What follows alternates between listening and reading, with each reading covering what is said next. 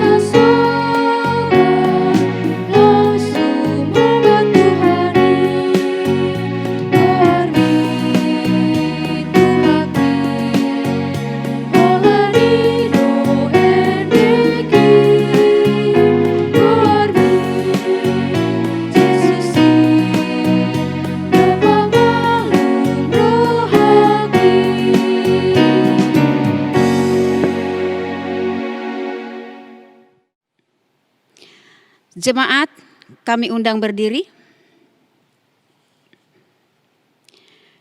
Di dalam nama Allah Bapa dan anaknya Tuhan Yesus Kristus dan Roh Kudus kali langit dan bumi. Amin. Siapa gerangan ada padaku di sorga selain Engkau? Selain Engkau tidak ada yang kuingini di bumi. Sekalipun dagingku dan hatiku habis lenyap, gunung batuku dan bagianku, tetaplah Allah selama-lamanya. Haleluya.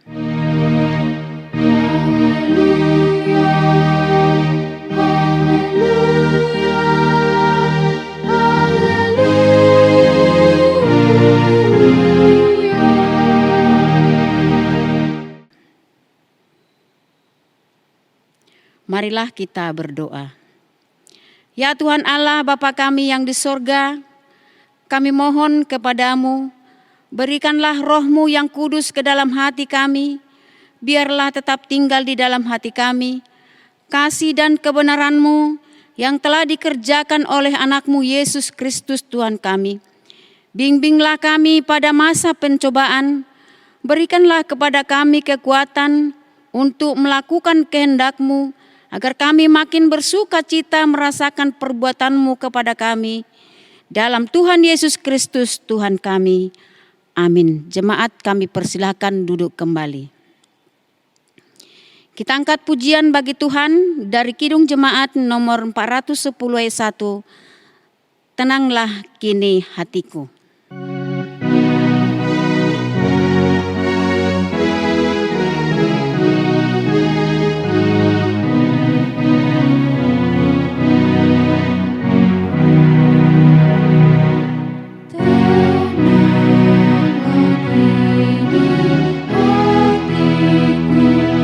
Tuhan memimpin langkahku.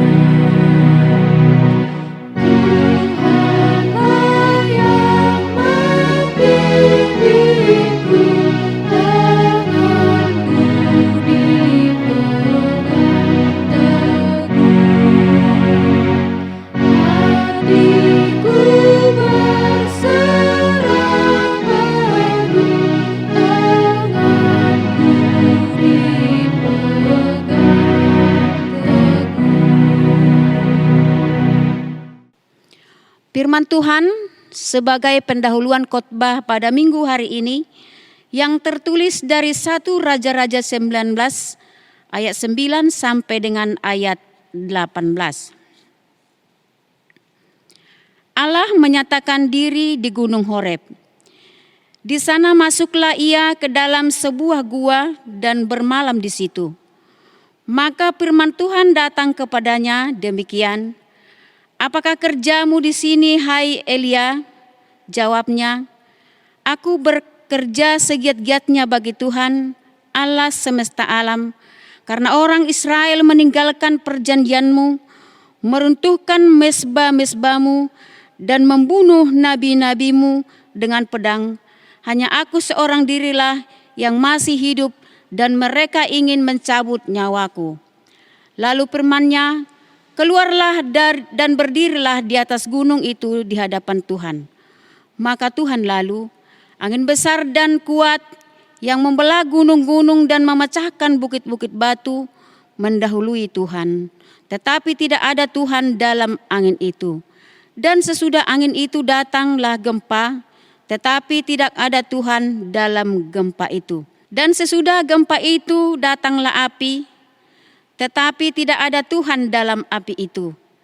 Dan sesudah api itu datang bunyi angin sepoi-sepoi basah. Segera sesudah Elia mendengarkannya, ia menyelubungi mukanya dengan jubahnya, lalu pergi keluar dan berdiri di pintu gua itu. Maka datanglah suara kepadanya yang berbunyi, "Apakah kerjamu di sini, hai Elia?" Jawabnya, "Aku bekerja segiat-giatnya bagi Tuhan Allah semesta alam, karena orang Israel meninggalkan perjanjianmu, meruntuhkan mezbah-mezbahmu, dan membunuh nabi-nabimu dengan pedang. Hanya aku seorang dirilah yang masih hidup, dan mereka ingin mencabut nyawaku." Firman Tuhan kepadanya, "Pergilah, kembalilah ke jalanmu, melalui padang gurun ke Damsyik, dan setelah engkau sampai, engkau harus mengurapi Hazael menjadi raja atas Aram.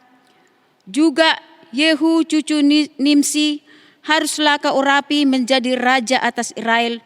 Dan Elisa bin Safat dari Abel Mehola harus kau urapi menjadi nabi menggantikan engkau. Maka siapa yang terluput dari pedang Hazael akan dibunuh oleh Yehu, dan siapa yang terluput dari pedang Yehu akan dibunuh oleh Elisa. Tetapi aku meninggalkan 7.000 orang di Israel, yakni semua orang yang tidak sujud menyembah Baal dan yang mulutnya tidak tercium dia." Demikian pembacaan firman Tuhan. Berbahagialah orang yang mendengarkan firman Allah serta memeliharanya. Amin.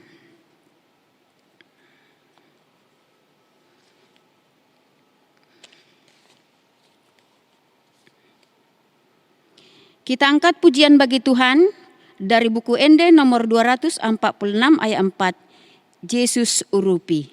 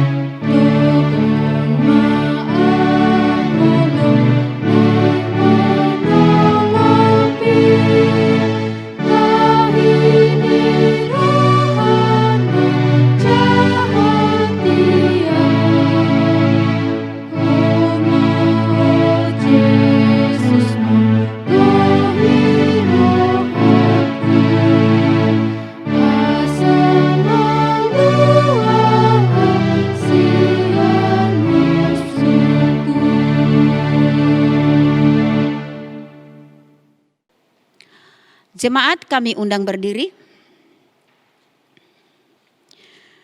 Jemaat yang terkasih di dalam Tuhan kita, marilah kita mendekat kepada Allah dengan hati yang tulus, Marilah kita mengaku dosa-dosa kita kepada Allah Bapa dan memohon kepadanya di dalam nama Tuhan kita Yesus Kristus untuk memberi kita pengampunan. Kita berdoa.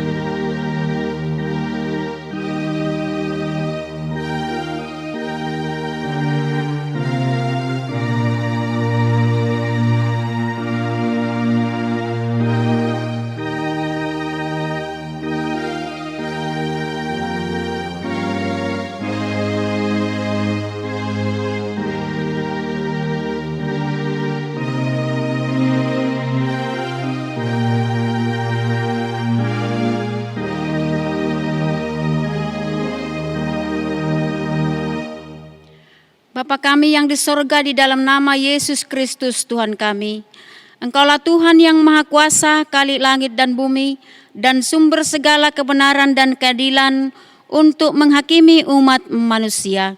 Kami datang bersembah sujud di hadapan-Mu untuk menyesali dosa dan kejahatan kami, karena perbuatan dan pikiran kami yang melanggar hukum-Mu.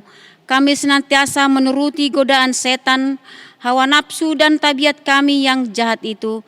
Sepantasnya lah kami menerima ganjaran sesuai dengan kejahatan kami, tetapi kami telah sadar akan kejahatan kami, sehingga kami datang ke hadapan-Mu untuk menyerahkan diri dan menyesali segala dosa kami. Tolong dan kasihanilah kami, ampunilah segala dosa dan kesesatan kami, dan suruhlah Roh-Mu yang kudus itu untuk menerangi pikiran dan jiwa kami, supaya kami dapat berbuat baik dan mematuhi segala kehendak-Mu di dalam kebenaran, sehingga kami beroleh hidup yang kekal di dalam pengasuhan Tuhan Yesus Kristus Tuhan kami. Amin. Dengarlah janji Tuhan tentang pengampunan dosa. Tuhan adalah penyayang dan pengasih, panjang sabar dan berlimpah-limpah kasih setia-Nya. Tidak dilakukannya kepada kita setimpal dengan kesalahan kita, seperti Bapa sayang kepada anak-anak-Nya, demikianlah Tuhan sayang kepada orang yang takut akan Dia. Segala kemuliaan bagi Allah di tempat yang maha tinggi. Amin. Kita angkat pujian bagi Tuhan dari Kidung Jemaat nomor 408 ayat 2, di jalanku ku diiring.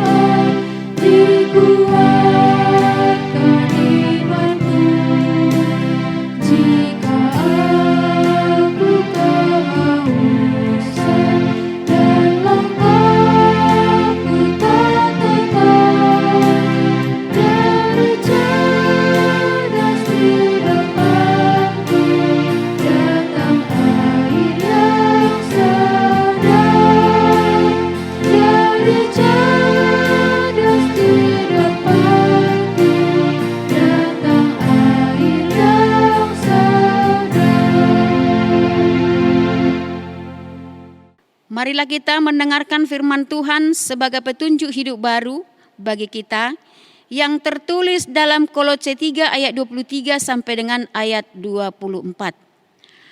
Apapun juga yang kamu perbuat, perbuatlah dengan segenap hatimu, seperti untuk Tuhan dan bukan untuk manusia. Kamu tahu bahwa dari Tuhanlah kamu akan menerima bagian yang ditentukan bagimu sebagai upah. Kristus adalah Tuhan dan kamu adalah hamba-Nya. Demikian firman Tuhan, marilah kita memohon kekuatan daripada Tuhan. Ya Allah Bapa kami, berilah kami kekuatan untuk melakukan yang sesuai dengan firman-Mu. Amin. Kita angkat pujian bagi Tuhan dari buku Ende nomor 213 ayat 1, Dung Sonang Rohaku.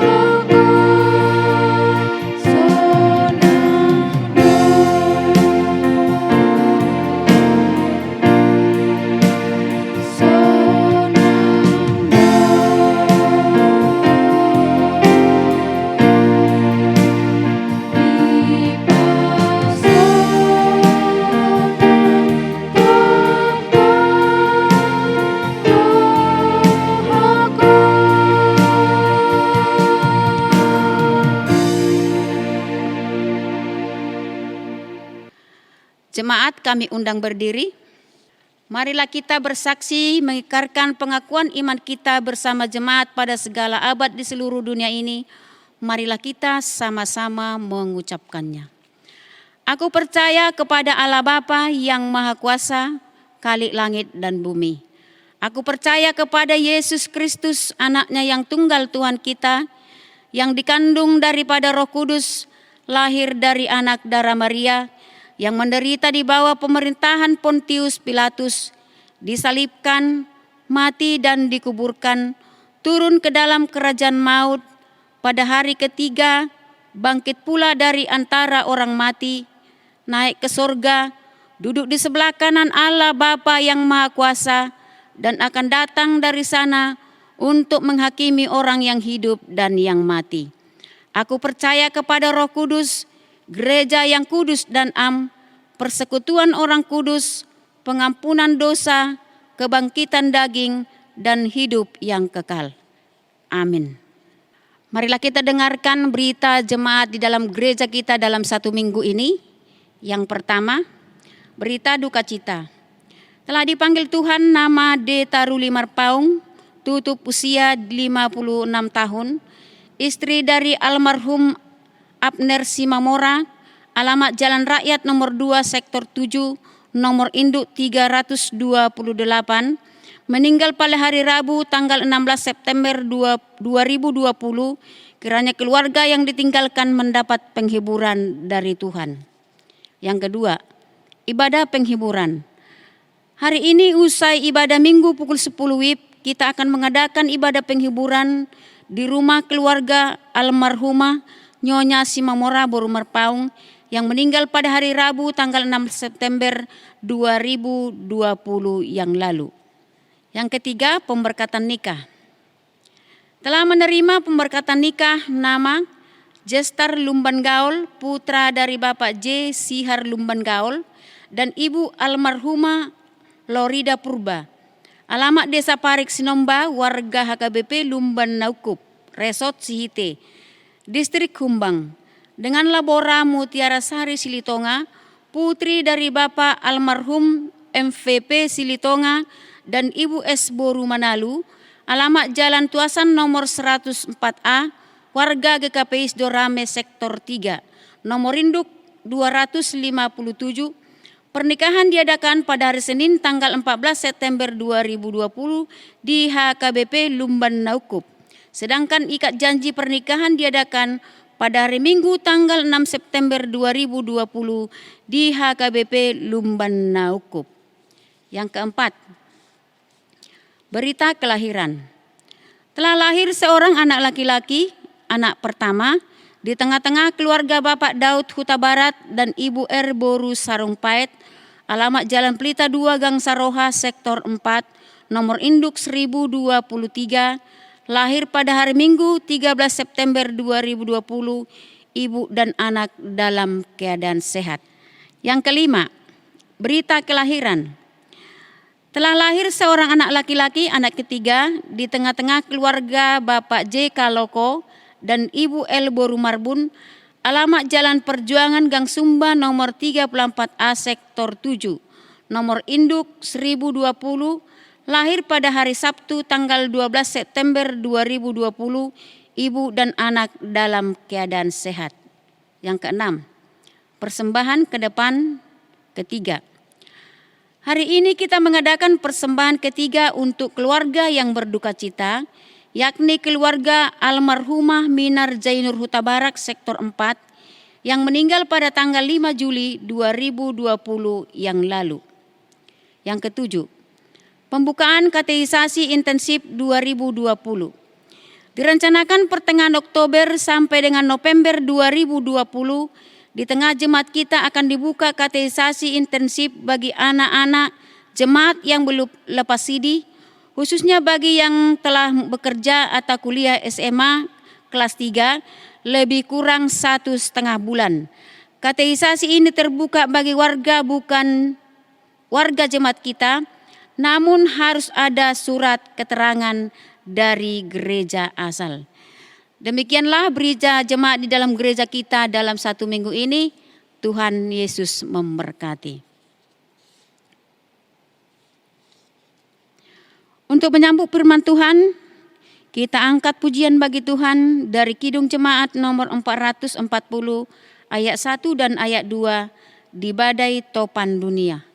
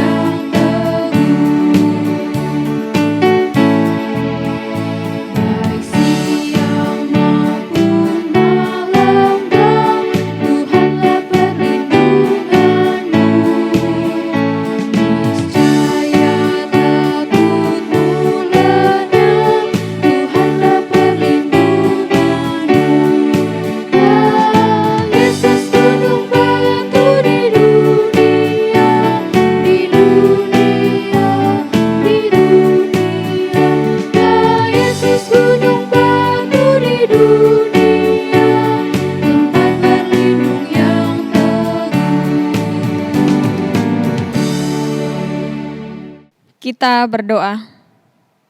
Allah Bapa yang bertahta di dalam kerajaan sorga, kami sungguh bersyukur untuk semua kebaikan Tuhan di dalam kehidupan kami. Tuhan senantiasa memberkati kami, membangunkan kami dari tidur kami, sehingga kami boleh bersekutu, beribadah, menghadap kepada Allah melalui ibadah online yang boleh kami lakukan pada masa ini. Bapa yang baik, sebentar kami akan mendengarkan sebagian daripada sabda Tuhan. Kiranya Engkau yang tetap mengajari kami melalui Roh Kudus-Mu, yang memberi pengertian agar kami boleh mengerti dan memahami, dan agar kami boleh melakukan firman Tuhan di dalam kehidupan kami. Terima kasih ya Bapa, kami sudah siap untuk mendengarkan firman Tuhan. Berkata-katalah Engkau melalui hamba-Mu. Hanya di dalam nama anak-Mu Tuhan Yesus Kristus kami datang dan meminta. Amin. Bapak, Ibu, saudara-saudari yang dikasihi oleh Tuhan Yesus Kristus, firman Tuhan yang menyapa kita pada Minggu tanggal 20 September hari ini diambil dari Injil Lukas pasalnya yang ke-17 ayatnya yang ke-26 sampai dengan ayatnya yang ke-37. Injil Lukas pasalnya yang ke-17 ayatnya yang ke-26 sampai dengan ayatnya yang ke-37. Kami akan bacakan dari sini, Bapak, Ibu, saudara-saudari sekalian, mengikuti di dalam hati. Beginilah firman Tuhan. Dan sama seperti terjadi pada zaman Nuh, demikian pula lah halnya kelak pada hari-hari Anak Manusia. Mereka makan dan minum, mereka kawin dan dikawinkan, sampai kepada hari Nuh masuk ke dalam bahtera, lalu datanglah air bah dan membinasakan mereka semua. Demikian juga seperti yang terjadi di zaman Lot. Mereka makan dan minum, mereka membeli dan menjual, mereka menanam dan membangun. Tetapi pada hari Lot pergi keluar dari Sodom, turunlah hujan api dan hujan belerang dari langit dan membinasakan mereka semua. Demikianlah halnya kelak pada hari di mana Anak Manusia menyatakan dirinya. Barang siapa pada hari itu sedang di peranginan di atas rumah dan barang-barangnya ada di dalam rumah, janganlah ia turun untuk mengambilnya. Dan demikian juga orang yang sedang di ladang, janganlah ia kembali. Ingatlah akan istri Lot. Barang siapa berusaha memelihara nyawanya, ia akan kehilangan nyawanya. Dan barang siapa kehilangan nyawanya, ia akan menyelamatkannya. Aku berkata kepadamu, pada malam itu ada 2 orang di atas satu tempat tidur. Yang seorang akan dibawa dan yang lain akan ditinggalkan. Ada 2 orang perempuan bersama-sama mengilang. Yang seorang akan dibawa dan yang lain akan ditinggalkan. Kalau ada 2 orang di ladang, yang seorang akan dibawa dan yang lain akan ditinggalkan. Kata mereka kepada Yesus, "Di mana Tuhan?"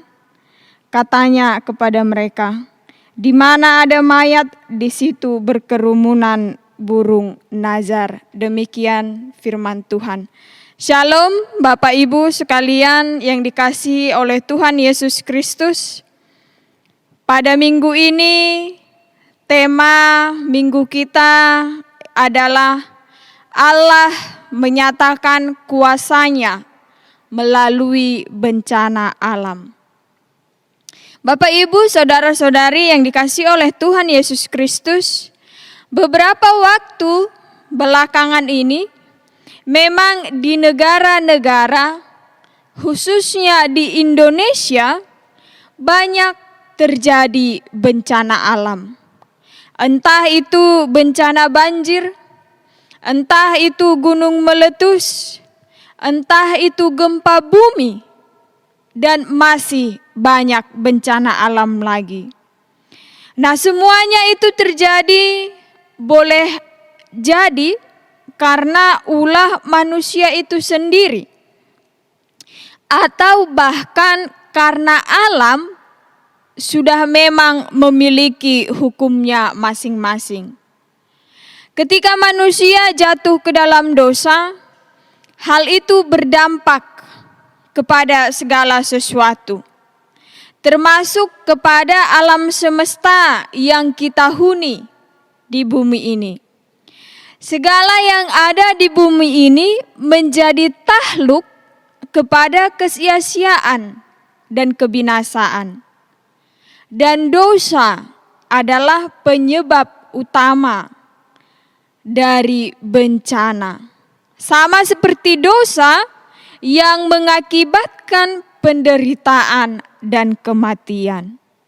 Bapak, Ibu, saudara-saudari yang dikasihi oleh Tuhan Yesus Kristus, firman Tuhan pada saat minggu ini berangkat dari 2 kejadian bencana alam yang terbesar yang terjadi pada zaman Perjanjian Lama.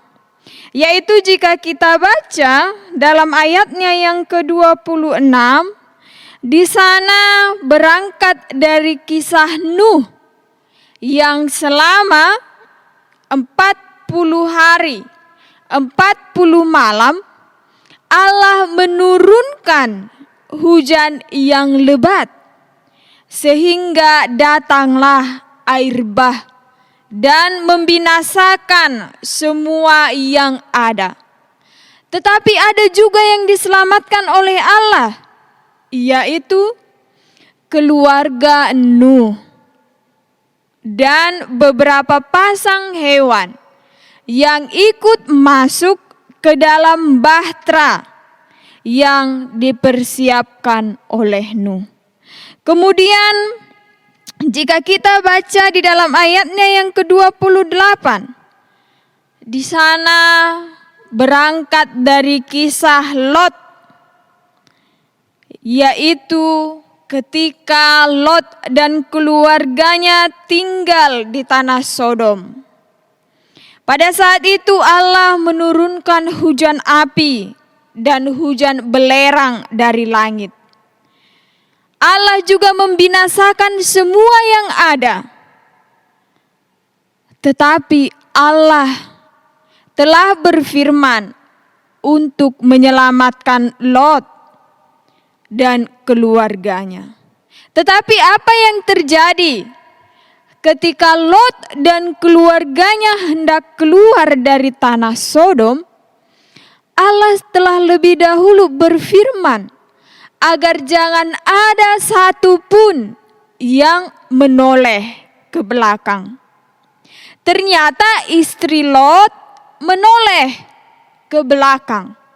Dan yang terjadi adalah istri Lot pun berubah menjadi tiang garam.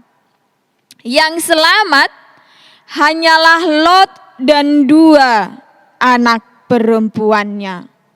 Bapak, Ibu, saudara-saudari yang dikasihi oleh Tuhan Yesus Kristus, bencana itu merupakan peringatan sekaligus menjadi hukuman Allah atas ciptaannya.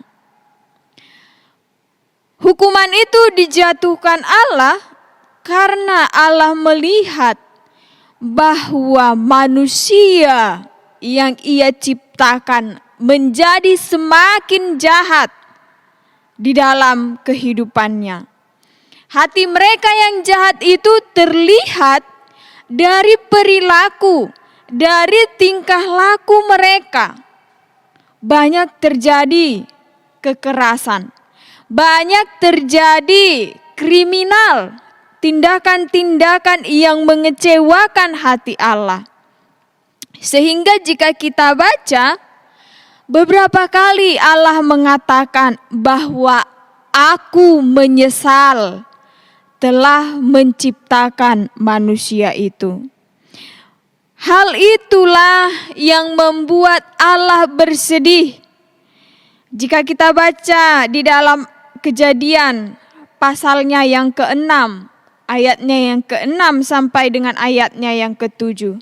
Kita lihat di sana bagaimana Allah mengatakan bahwa dirinya menyesal telah menciptakan manusia. Bapak, Ibu, saudara-saudari yang dikasihi oleh Tuhan Yesus Kristus, banyak cara yang dipakai Tuhan untuk menunjukkan kehadirannya di tengah-tengah umatnya, di tengah-tengah manusia. Salah satu tanda itu bisa terjadi ditandai dengan adanya bencana alam. Entah itu bencana gempa bumi, entah itu bencana banjir, dan yang lain sebagainya. Jika kita baca di dalam Alkitab kita ini, ada peristiwa-peristiwa alam yang menandai kehadiran Allah di tengah-tengah umatnya. Yang pertama adalah ketika Allah menunjukkan dirinya kepada umatnya di Gunung Sinai. Kita baca di dalam Keluaran ayatnya yang ke-19 sampai dengan ayatnya yang ke-18. Kalau di sana ditulis bahwa kehadiran Allah itu ditandai dengan adanya bumi bergetar. Boleh dikatakan bahwa sebagai tanda gempa bumi. Nah, di dalam Perjanjian Baru, gempa bumi menunjukkan kehadiran Allah kepada umatnya. Yaitu ketika peristiwa kematian dan peristiwa kebangkitan Yesus. Di dalam Matius 27 ayatnya yang ke-51. Dan di dalam Matius pasalnya yang ke-28 ayatnya yang kedua. Di sana juga ditandai dengan adanya gempa bumi. Nah, bahkan ketika Paulus berada di penjara Filipi, dia mengalami kehadiran Tuhan yang begitu ajaib. Ditandai juga dengan adanya gempa bumi. Seluruh sel-sel penjara terbuka sehingga mereka keluar dari dalam penjara. Di dalam Kisah Para Rasul 16 ayatnya yang ke-26. Nah, bisa jadi bencana alam juga sebagai tanda dari kedatangan Tuhan dan tanda kesudahan dunia. Nats kita ini adalah pertanyaan orang-orang Farisi tentang kedatangan, tentang kerajaan Allah. Kita baca di dalam Matius pasalnya yang ke-24, ayatnya yang ketiga dan ayatnya yang ke-7 menunjukkan juga bahwa bencana alam menjadi tanda kehadiran daripada Allah. Kejadian alam tersebut tidak hanya kejadian alam yang biasa, tetapi mempunyai makna khusus, yaitu Tuhan menyatakan diri kepada ciptaannya. Nah, saat Kristus datang, mereka sudah menerima dan sudah mendengar peringatan-peringatan yang diberikan. Tetapi peringatan-peringatan itu menjadi sia-sia. Manusia acuh tak acuh dan menganggap hanya omong kosong belaka. Saat terjadi peringatan dikumandangkan, di dalam nats kita ini dikatakan janganlah ia turun untuk mengambil barang-barangnya. Sebab yang lebih penting adalah menyelamatkan nyawanya. Di sini dikatakan bahwa mengingat akan istri Lot yang memandang ke belakang. Istri Lot yang tidak mau meninggalkan hartanya, hatinya terus ingin menoleh ke belakang, sehingga ia berubah menjadi tiang garam. Nah, Bapak Ibu, maksud dari nats ini adalah barang siapa yang mengundurkan diri dari kekristenan, ia akan kehilangan nyawanya bersama dengan mereka yang binasa dalam malapetaka. Akan tetapi barang siapa yang bersedia mempertaruhkan nyawanya bersama orang-orang Kristen, ia akan tetap dapat menyelamatkan nyawanya. Ketika penghakiman Allah menghancurkan semuanya, Allah telah memastikan bahwa orang-orang kepunyaannya akan selamat. Sekalipun bencana itu terjadi untuk semua orang dan untuk segala sesuatu, tetapi Allah telah mematraikan akan menyelamatkan orang-orang yang menjadi milik kepunyaannya. Allah tahu memisahkan yang indah daripada yang hina.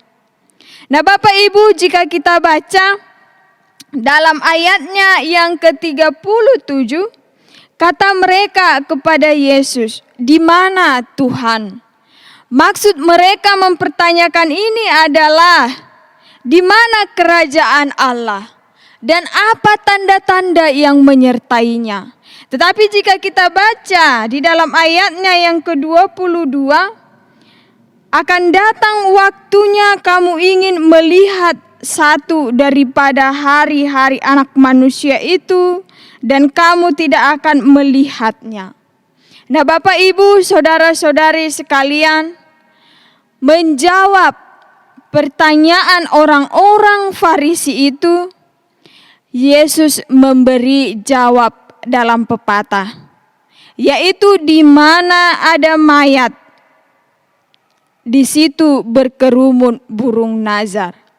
Artinya dimanapun orang-orang jahat berada, yaitu mereka yang telah ditentukan untuk binasa, penghakiman Allah akan menemukan mereka. Dan dimanapun orang-orang saleh berada, yaitu mereka yang telah ditentukan untuk selamat, mereka akan didapati sedang menikmati sukacita bersama dengan Kristus.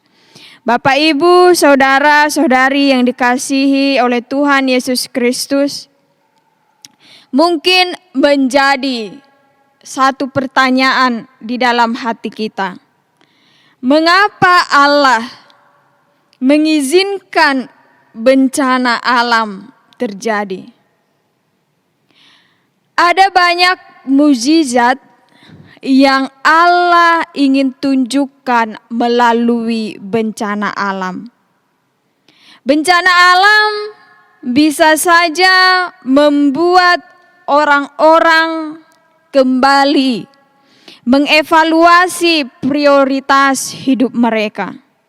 Bencana alam bisa saja membuat orang-orang untuk meningkatkan rasa kepedulian, rasa saling membantu.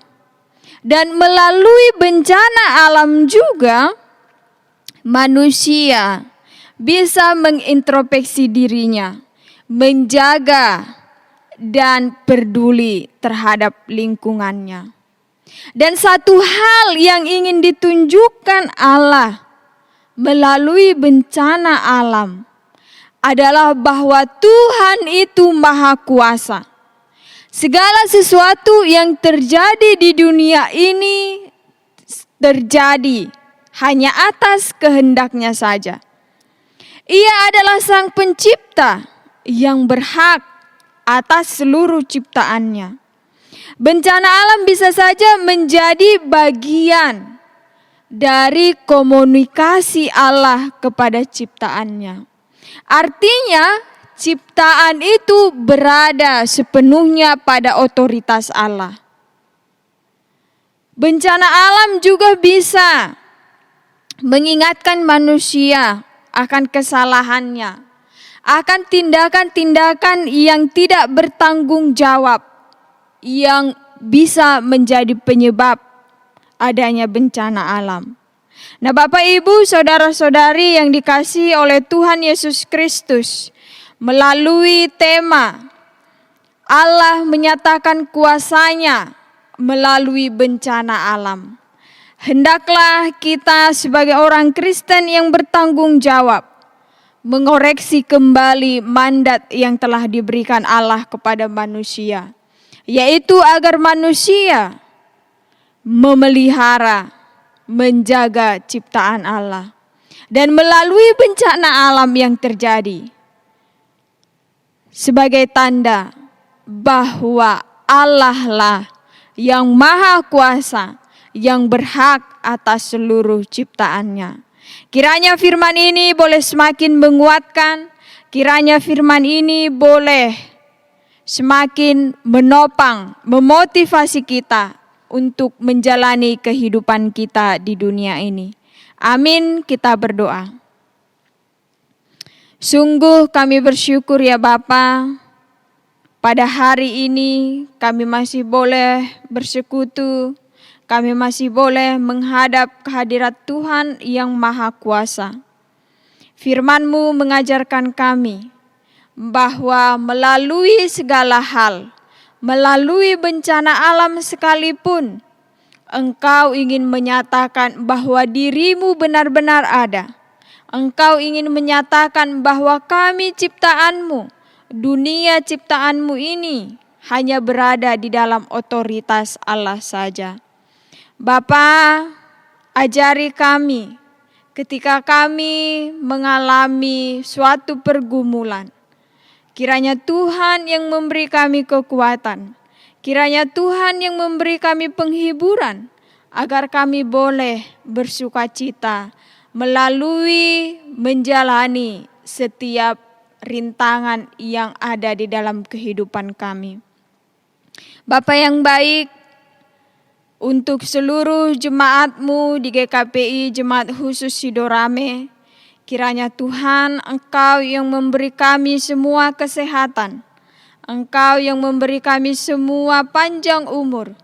Apa yang kami kerjakan di rumah, di kantor, bahkan dimanapun, kiranya boleh menjadi kemuliaan bagi nama-Mu. Apabila ada di antara kami yang saat ini sedang sakit, kiranya Tuhan yang memberi kami kesembuhan, sebab kami percaya mujizat-Mu nyata di dalam kehidupan kami. Berkatilah setiap jemaat-Mu ini ya Bapa. Kasihanilah kami, ampunilah kami dari segala keberdosaan kami. Kami datang dan meminta hanya di dalam nama anak-Mu, Tuhan Yesus Kristus, Tuhan dan Juru Selamat kami yang hidup. Amin. Marilah kita mengaminkan firman Tuhan yang baru saja kita dengar, sambil mempersiapkan diri untuk persembahan dengan memuji Tuhan dari Kidung Jemaat nomor 237 ayatnya yang kedua. Roh Kudus tetap teguh.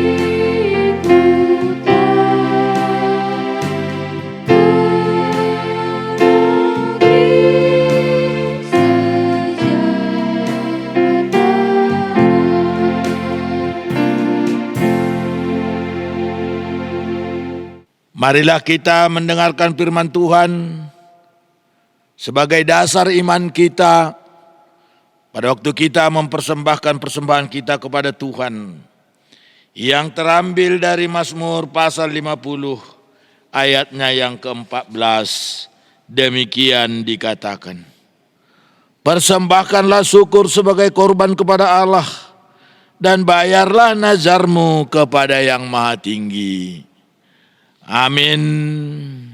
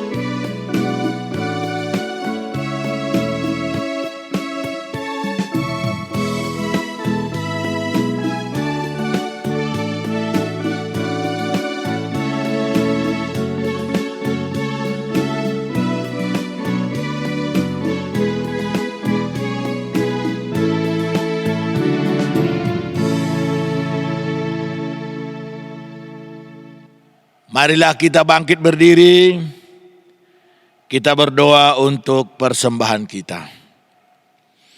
Ya Allah Bapa kami yang ada di surga, kami mengaku dengan setulus hati, Engkaulah sumber segala berkat dan karunia dalam hidup kami. Di sini kami mempersembahkan kurban syukur kami kepadamu.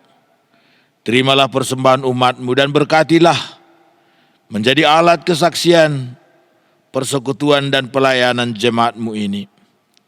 Jadikanlah hidup kami persembahan yang berkenan kepadamu, dan pakailah hidup kami untuk turut menghadirkan tanda-tanda kerajaan-Mu di seluruh dunia ini.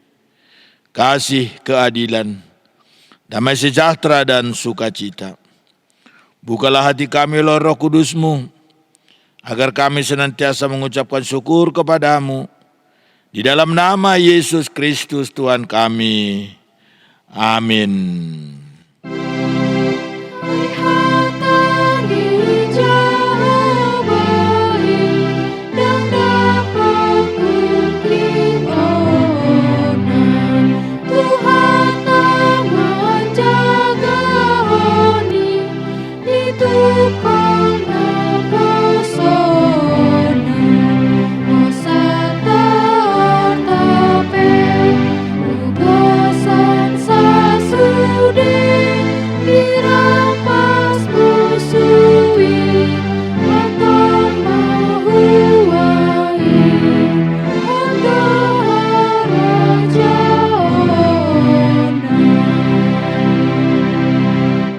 Bapa kami yang di sorga, dikuduskanlah namamu, datanglah kerajaan-Mu, jadilah kehendak-Mu di bumi seperti di sorga. Berikanlah kami pada hari ini makanan kami yang secukupnya, dan ampunilah kami akan kesalahan kami, seperti kami juga mengampuni orang yang bersalah kepada kami.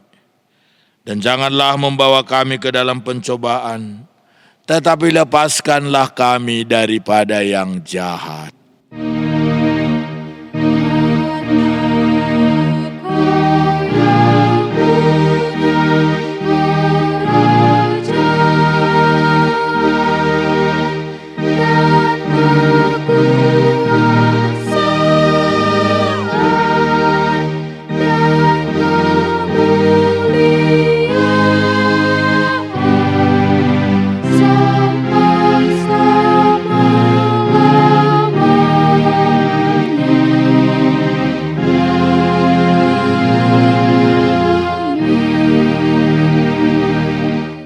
Tuhan memberkati dan melindungi engkau. Tuhan menyinari engkau dengan wajah-Nya dan memberi engkau kasih karunia. Tuhan menghadapkan wajah-Nya kepadamu dan memberi engkau damai sejahtera.